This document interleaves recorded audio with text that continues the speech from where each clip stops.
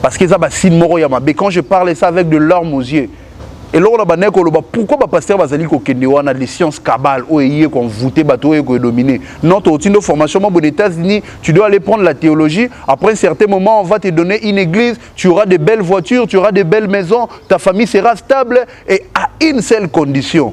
Tu dois pouvoir adhérer, accepter ce que nous allons te proposer. Et voilà les propositions.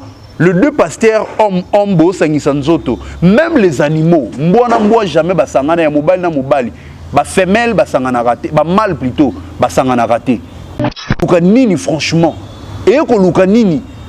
Maintenant monde où comment c'est la fin du monde, je dirais. C'est la fin du monde, pasteur. Et ça la ta mutu mokilité, soit ça ta mutu mokili et ça la condamnable mais un pasteur o lelo azo sepelana moninga ne mobali. Il faut to la na yo. Zambela Jésus là on doit tirer batuma boka aibisa yo ke non to ke na chambre. Oui, ba délivrance c'est comment va passer aussi ma maman ana mutolo. Au moins mutolo zo kita ti na kati ya atterrissage.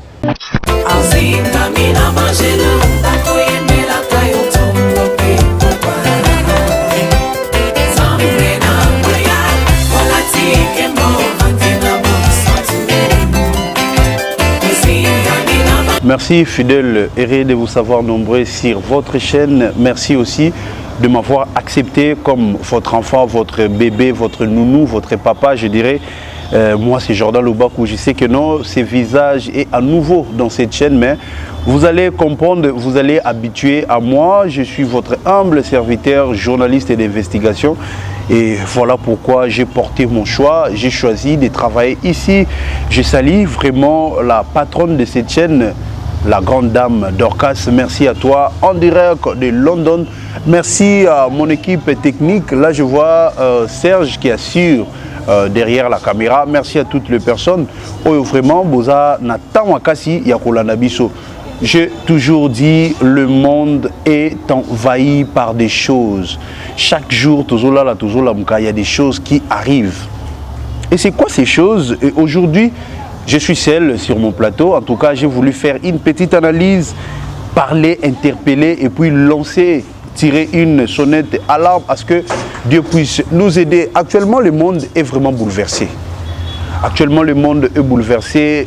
Si j'ai fait encore un pas en arrière, nous le savons tous, surtout nous les chrétiens, Dieu avait tué ce monde, avait tué comment le monde Sodome et Gomorrhe. C'était un pays qui était bien, mais c'était un pays bourré de péchés. Un pays où l'impudicité était autorisée. Un pays où l'impudicité était consommée chaque jour comme la nourriture.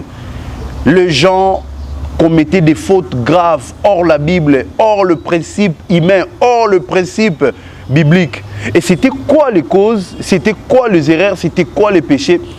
C'était 1, l'homosexualité, 2, l'impudicité, 3, le mensonge. Et actuellement dans notre pays, il y a longtemps, tantôt vidéo à sextape, au monde a homme de Dieu, Otoyebi, et Bandara Libosu, pas pasteur Nabiso Moïse Mbi, et là je cite le nom, vidéo Bimaraya Béliade, Makambo Bélé Bélé, Toyo mon appelle Soussou, un grand homme de Dieu, que je salue aussi, que je respecte beaucoup, Monsieur Mukuna, Oyo Makambo Yagi Kobima Pona, Toyo mon ali Soussou.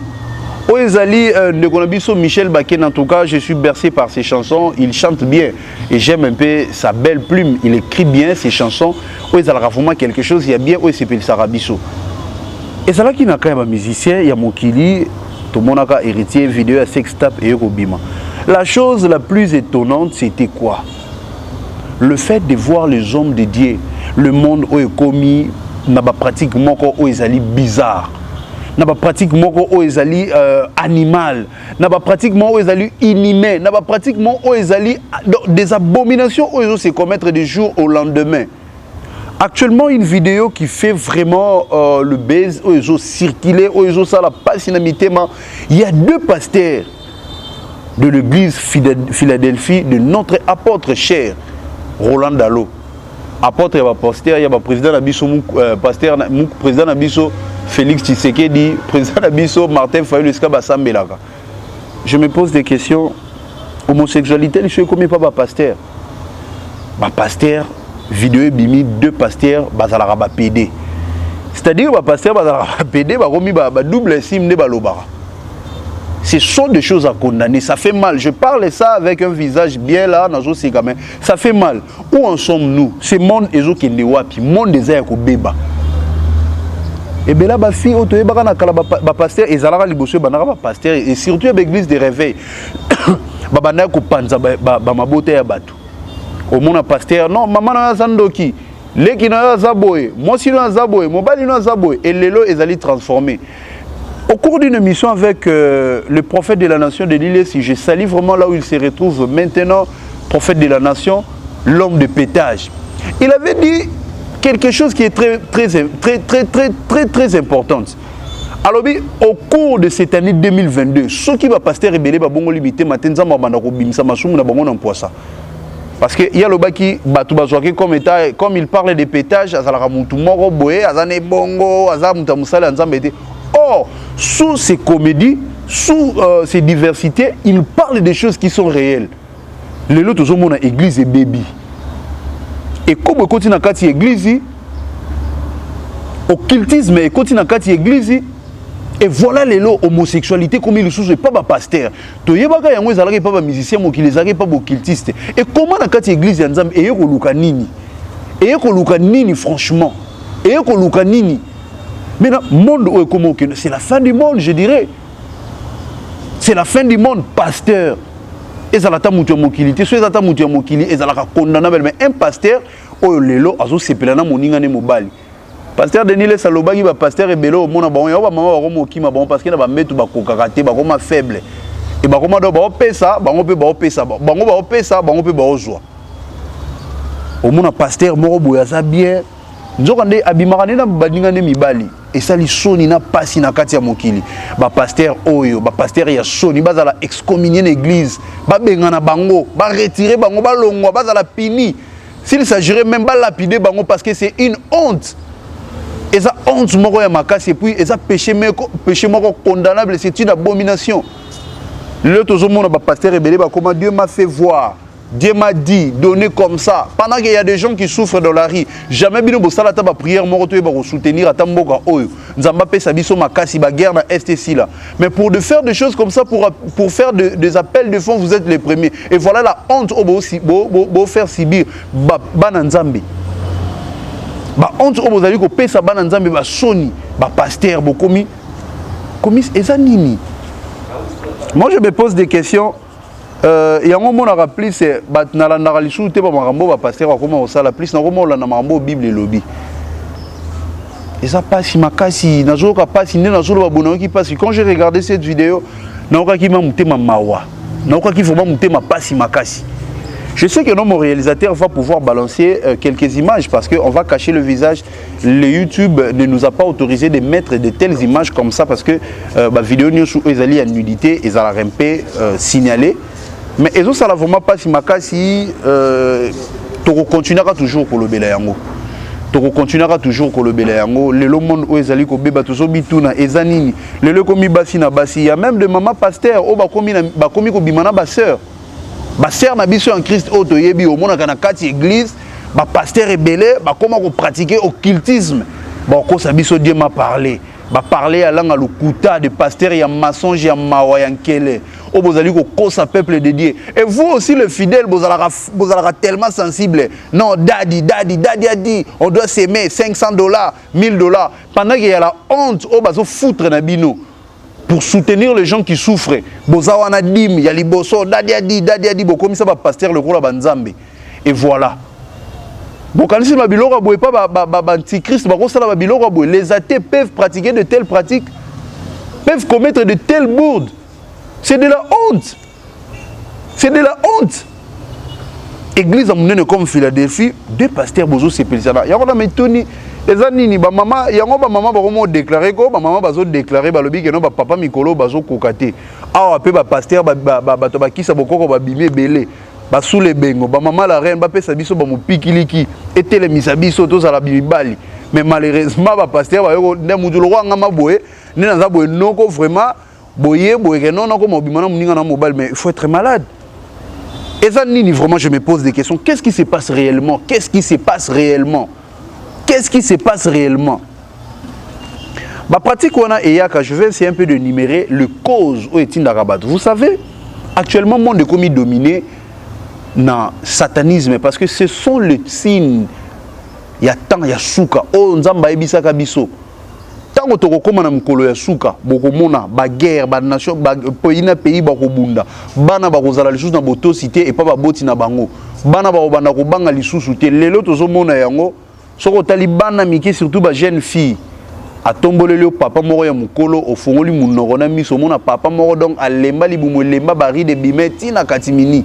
Mais moi, je suis 17 à 16 ans. Non, c'est mon chéri, c'est mon papouche. Encore on a un terme, on a un comment. C'est mon papouche, mon bébé. Banini, tala papa mande faut que maman si bon jeune fille azo mené hôtel bobino ba jeune barana mbongo te pendant que biso ba jeune boto na mbongo te mais toujours tant on a principe nzambe. Toujours c'est là toujours mkolo nzamba opesa biso poto joie. Et ça va signe moko o nzamba lobaka. Lelo ba pasteur rebelle et ça par rapport à envie. Natamona na mutuka ya cher. Nazala le rôle prophète Denis Lessi, mais vous oubliez, pour qu'il devienne ce qu'il est là, il a passé par des épreuves, il a passé par des souffrances, il a souffert, il a purgé la patience. Et tellement diable que non, le monde est emporté par rapport à Biloko et Mokili. Qu'est-ce que je vais faire? Je vais leur proposer la vie facile, je vais leur proposer la courte joie, je vais leur proposer un court chemin.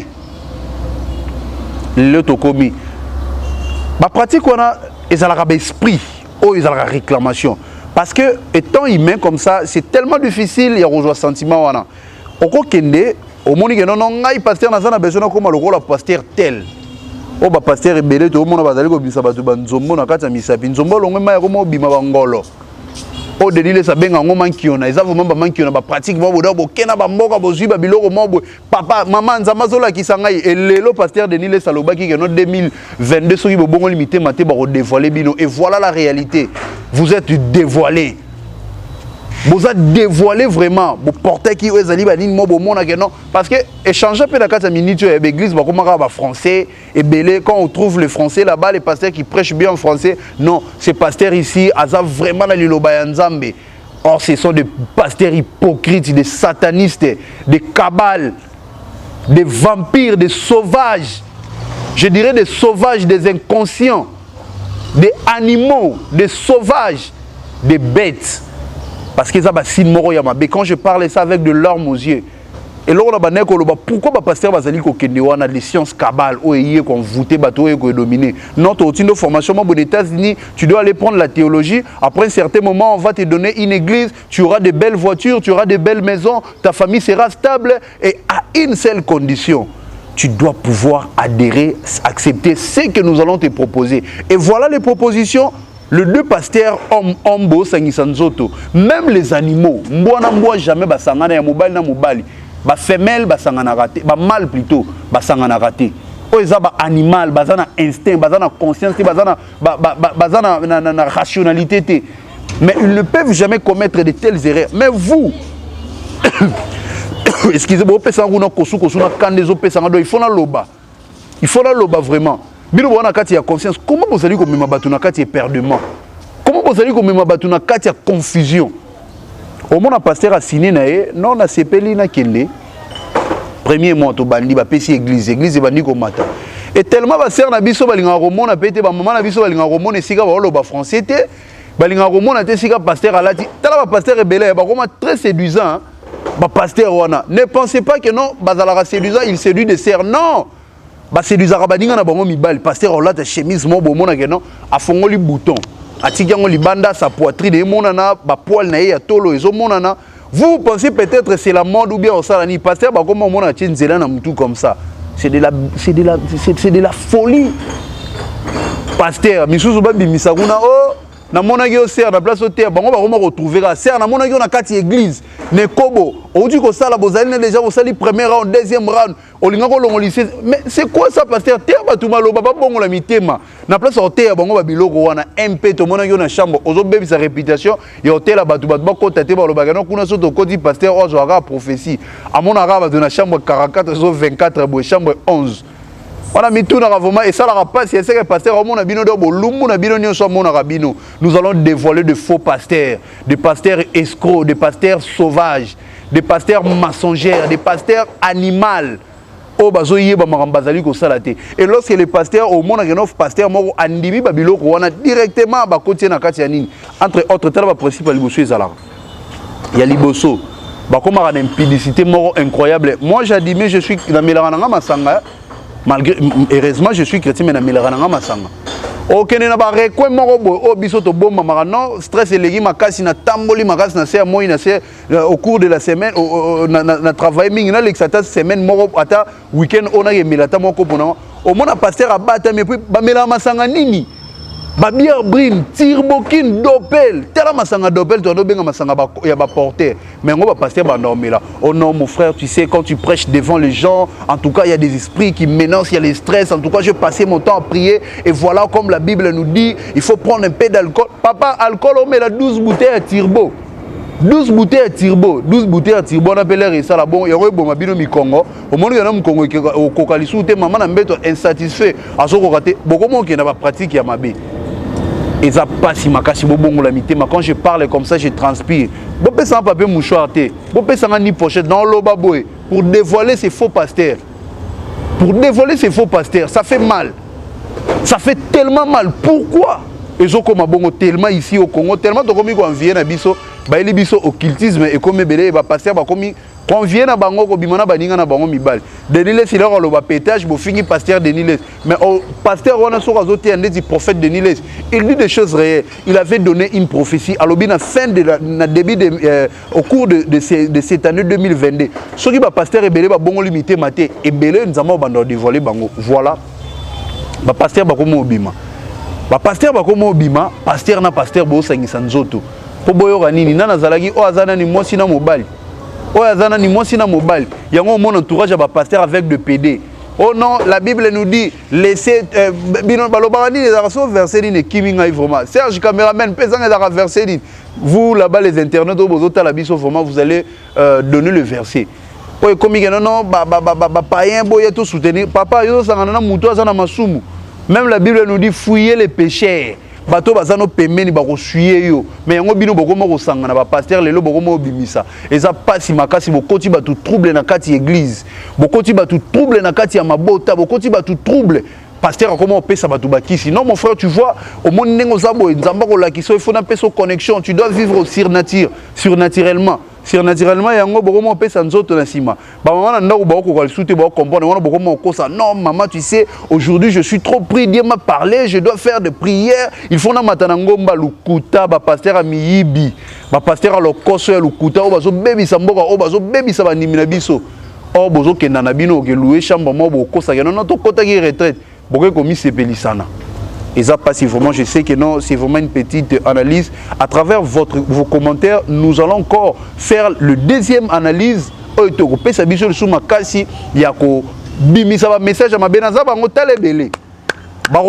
Prochainement, dans cité na bakomo na bango na banga mututé parce qu'il faut to la vérité. Dans cité vraiment bakomo na bango. Na bando bimisa bango na poisson dans cité bakomo na bango parce que besoin escroquer batou. Besoin escroquer batou surtout ba ser na biso ya poto. Besoin escroquer bango non ma ser nzamba lobelinga boy. Pesa $500 na sala boy miyibi. Au mona boy maman ndenge za boy nzamba il faut to lala na yo. Nzambela Jésus là ndo tshela batu maboka ayibisa yo ke non to ke na chambre. Oui, ba délivrance c'est comment va passer aussi ma maman ana mutolo. Au mona mutolo zo kitati na kati atterrissage. Yango denile salobaki mikolo beta bino satan de bombo ezana risé kita yango zo beta yango leur éclater comme bimsa ba faux pasteur yo délivrance aussi ma mutu awa. On a dit m'a parler les esprits, les mauvais esprits et kimi et comme na mabela maman ke lukani na poitrine na mamé et ke lukanini. Et les lobos tiki bilo wana boko misu boko mo bimona baninga na bino mibale les a pas si makasi ça fait honte. Pasteur moko ta ba na kolega na telo omoni na zabwe parce que vous êtes des occultistes. Bobo mami aussi pasteur de l'Église ba comment na français je sens la présence de Dieu. Je sens Dieu veut me parler. Je sens dans ces salles il y a la présence de Dieu. Le Shekinah Dieu oh papa bo changer bo songela mitema nzamba ko boma bino.